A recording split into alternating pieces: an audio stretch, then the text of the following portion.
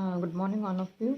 आज हम क्लास 6 की संस्कृत का जो ग्रामर हम जो पढ़ रहे हैं, ठीक है। तो ग्रामर जो हम दो चीज़ पढ़ चुके हैं। फर्स्ट क्या पढ़ चुके हैं अपन? एप्लीकेशन, कौन सी? अवकाशार्थ, है ना। छुट्टी के लिए आवेदन पत्र पढ़ चुके हैं। आपको अपना सिलेबस एंड होने के बाद हमने कहा था कि एक पेज पे व्याकरण बड़े बड़े शब्द में लिखना और उसके बाद फर्स्ट नंबर पे एप्लीकेशन लिखना, ओके। और सेकंड नंबर पे जो अपन ने ग्रामर पढ़ी थी वो था निबंध, मतलब पुस्तकम का निबंध, ठीक है। तो हम दोनों के बारे में पढ़ चुके थे। अब जो हम पढ़ेंगे तो अपन ने जो चैप्टर पढ़ा था, फर्स्ट चैप्टर, संस्कृत के चैप्टर का फर्स्ट चैप्टर था, क्या था? स्वर। तो जो हिंदी में स्वर होते हैं, इंग्लिश में नाउन होते हैं, है ना। मतलब नाउन किसे कहते हैं? वॉवुल, स्वर, सॉरी, वॉवुल, है ना।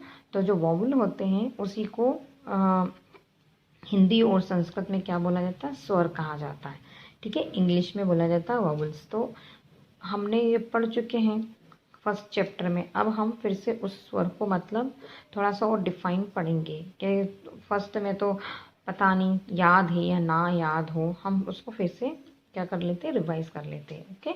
तो हम पढ़ेंगे स्वर। स्वर किसे कहते हैं? तो स्वर वे ध्वनियाँ होती है। ध्वनियाँ मतलब जो अपन मुंह से शब्द बोलते हैं, तो जो अपने मुंह से जो शब्द निकलते हैं उससे मतलब है ध्वनियों का, ओके। जिनका दूसरी ध्वनियों की सहायता के बिना स्वतः उच्चारण हो सके, मतलब अपन जो ध्वनि निकालते हैं वो खुद स्वतः बिना ध्वनि के स्वतः उच्चारण हो सके, है ना, उसे क्या कहेंगे? संस्कृत भाषा में उसे क्या कहेंगे? स्वर कहेंगे, ओके। और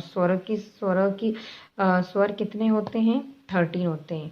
हम पहले चैप्टर में पढ़ चुके थे कि कितने होते हैं? 13 होते हैं। तो अ से आह तक, अ, आ, ई, उ, ऋषि, छोटा ऋषि, ल, इसको ल पढ़ेंगे, है ना। और ए, ओ और औ, इतने शब्द क्या होते हैं? इसमें से अ, अम और आह हटा दिया गया है। तो इनको मिला के कितने हो गए? 13। कितने हो गए? 13 स्वर हो गए, ओके। अब इसमें है स्वरों के भेद। अब जब स्वर पढ़ा था अपन ने, वॉवल्स इतने होते हैं, तो इंग्लिश में तो सभी को पता है 5 होते हैं, ए, ई, आई, ओ, है ना। तो ये 5 होते हैं, तो इसमें 13 होते हैं, ये याद रखना। इंग्लिश और संस्कृत में अलग अलग होते हैं, हिंदी में भी होते हैं। हिंदी में भी कौन से? अ से आह तक होता है स्वर, अ से आह तक का। इसमें ये ल नहीं लगेगा और ये ऋषि छोटा वाला नहीं लगेगा, ओके। ये दो हट जाएंगे, उसकी जगह वो दो आ जाएंगे, ओके। तो वो हिंदी के हो गए। संस्कृत में ये दो जुड़ जाएंगे, वो दो हट जाएंगे, ओके। तो अब ये अपन ने पढ़ लिया। अब स्वर पढ़ रहे हैं अपन, उसके भेद। उसके बाद जैसे हमने बुक अपने फर्स्ट चैप्टर में पढ़ा था कि ह्रस्व बोलते फर्स्ट, दीर्घ और लुप्त, ये 3 होते। तो अब ये 3 कैसे होते? इसको मतलब ह्रस्व क्या होता है, दीर्घ और लुप्त क्या होता है, ओके। तो पहला पढ़ते ह्रस्व, मतलब शॉर्ट, मतलब होता है कम टाइम वाला, ओके। वॉवल्स, तो जिन स्वरों के उच्चारण में कम से कम समय लगे, ठीक है। उच्चारण मतलब जो बोलते हैं अपन, उस चीज को कम से कम समय लगे, उन्हें क्या कहेंगे? ह्रस्व स्वर कहते हैं। ये 5 होते हैं, कौन से? अ, ई, उ, ऋषि, ल, ओके।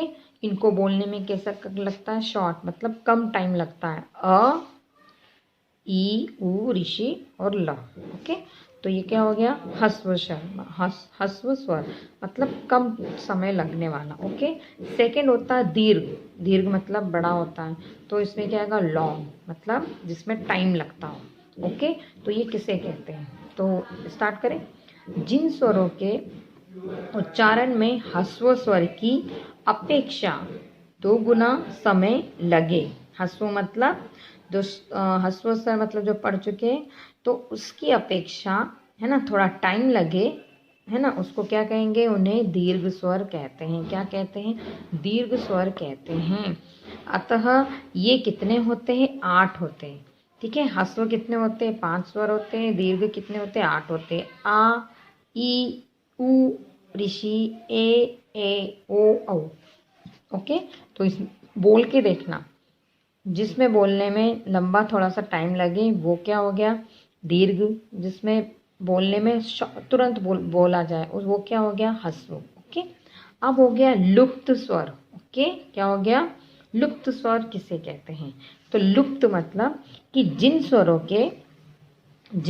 स्वरों के उच्चारण में ह्रस्व स्वर की अपेक्षा तिगुना, है ना, समय लगे। मतलब इसमें दीर्घ और ह्रस्व इन दोनों से भी क्या होगा, थोड़ा टाइम लगेगा, तो उसको क्या बोलेंगे, लुप्त स्वर कहेंगे। लुप्त स्वर को दिखाने के लिए प्राय 3 का अंक प्रयोग में लाया जाता है। जैसे ओम, है ना, राम और आगक्ष, मतलब 3 शब्द से मिले होते हैं जिसका उच्चारण ऐसा होता है जो अपन पढ़ चुके, ओम, राम, आगक्ष। ओके, तो इसमें ह्रस्व और दीर्घ दोनों से ज़्यादा इसमें टाइम लगा। ठीक है ना, तो ये कौन सा हो गया, लुप्त स्वर। ओके, अब सेकेंड होता है व्यंजन।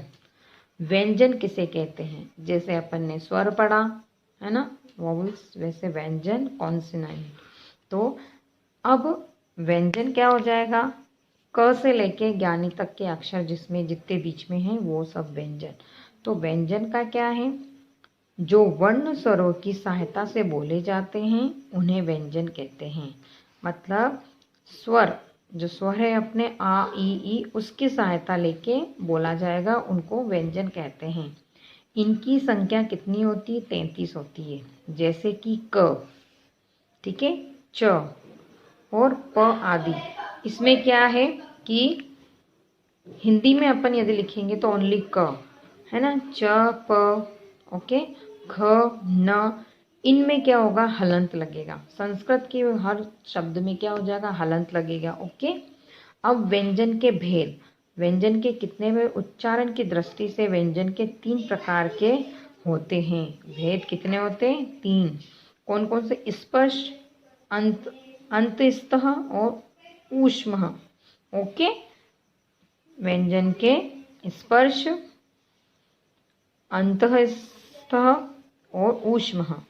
अब ये कितने होते हैं, 3 होते हैं। तो अब हम इतना पढ़ चुके हैं, इसके आगे का हम नेक्स्ट वीडियो में पढ़ेंगे। तो स्लो, धीरे धीरे पढ़ेंगे, आराम से पढ़ेंगे ताकि तुमको भी समझ में आ जाए और कोई डिफ़िकल्टी ना हो। ओके बच्चों, तो अवकाशार्थ और निबंध ये दोनों लिखने के बाद आप ये स्वर लिख लेना। ठीक है, तो एक के बाद एक पेज पे करते रहना, खिचड़ी नहीं बनाना है, नीट एंड क्लीन राइटिंग में लिखना है सभी को। तो जो एप्लीकेशन हो जाए उसके बाद निबंध हो जाए, तो उसके बाद 3rd पॉइंट पे डालना व्याकरण का स्वर। ओके, उस स्वर के बारे में लिखना जो मैंने बताए हैं, कैसा लिखना है क्या, वीडियो देख लेना अच्छे से, उसमें से नोट करते जाना। ओके बच्चों, यहाँ तक नोट कर लेना व्यंजन तक। उसके बाद व्यंजन के जो अपन ने भेद है, अब वो भेद अपन कल पढ़ेंगे। ठीक है, तो जब तक के लिए बाय बाय, टेक केयर।